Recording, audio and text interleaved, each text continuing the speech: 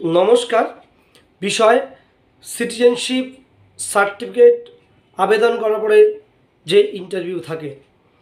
আপনারা বেশ কিছুদিন বাদে উত্তর 24 পরগনার সিটিজেনশিপ বিষয়ক ইন্টারভিউটা বন্ধ ছিল।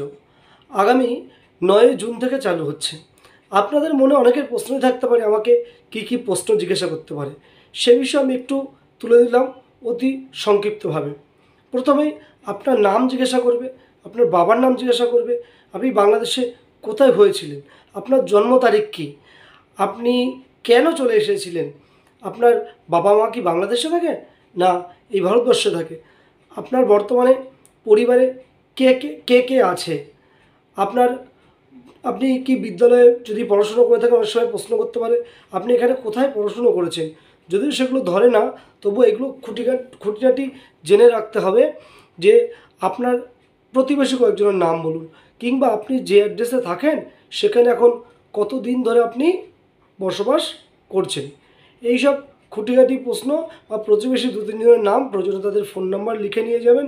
জানতে চাইতে হতে পারে আপনি কোন সংগঠন থেকে ধর্মীয় সার্টিফিকেট নিয়ে এসেছেন। এই সব টুকিটাকি প্রশ্ন হয়তো আপনাকে করবে। তবে বলবো, যারা ইন্টারভিউ বসে আছে সেই সব ব্যক্তি অতি নম্র ভদ্র, আপনাকে সার্টিফিকেট দেওয়ার জন্য বসে আছে। যদি ডকুমেন্টস সঠিক থাকে অবশ্যই কিন্তু সার্টিফিকেট দেবে। তবে প্রশ্ন করতে পারে আপনি যখন এসেছেন পাসপোর্টে এসেছেন না পাসপোর্ট ছাড়া। যদি পাসপোর্টে এসে থাকেন ডেট অফ এন্ট্রি জানতে চাইবে। অনেক সময় কি হয়, বহু নাগরিকের সেই পাসপোর্ট হারিয়ে ফেলেছে। যদি হারিয়ে ফেলেছে বলবেন হ্যাঁ আমি পাসপোর্টে এসেছিলাম, হারিয়ে ফেলেছে, পাসপোর্ট নাম্বার কি মনে আছে? সেক্ষেত্রে যদি মনে থাকে বলবেন, না মনে থাকলে বলবেন না।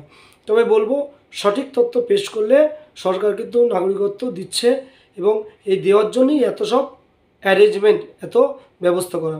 বলবো কিচ্ছু ঘাবড়াবেন না, সরকার যেহেতু আইন করেছে এবং আইনের মাধ্যমে আপনাদের উপকার হচ্ছে, তাই বলবো অবশ্যই ইন্টারভিউ সঠিক তথ্য দেবেন। এবং যারা যেসব মাননীয় অফিসাররা বসে আছেন তাদেরকে বুঝিয়ে বলবেন, তারা শুনতেও বাধ্য, এবং আপনার কাজটা আশা করি হয়ে যাবে, অর্থাৎ আপনার সার্টিফিকেট যাতে পাওয়া যায় সেই ব্যবস্থা কিন্তু হয়ে যাবে। ধন্যবাদ।